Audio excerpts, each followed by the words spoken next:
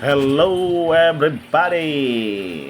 I introduce to you, to all, ang aking lutuin ngayon ay atay balunan. Ito po yung mga rekado niya.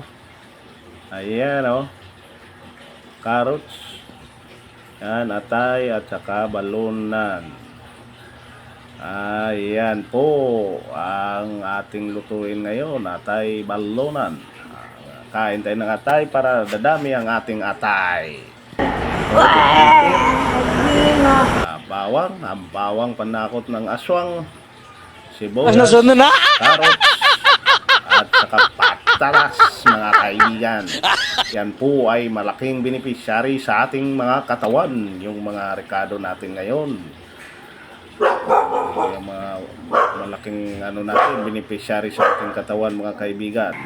Ayan po. Tuloy na po natin, mga kaibigan. Ayan. Ayan po, unahin muna natin ang atay balunan upang siya lalambot. Ayan, luto na yung atay balunan. Bagsak natin ang atay. Bagsak, mga kaibigan. Mamaya, mga kaibigan, masarap na po. Ayan, inikot-ikot na.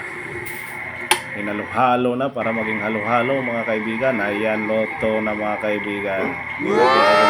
Kasi ang sabaw, yan yung pampalasa ng kanin, isasahog ng mga kabataan, mga kids ko, mga kaibigan.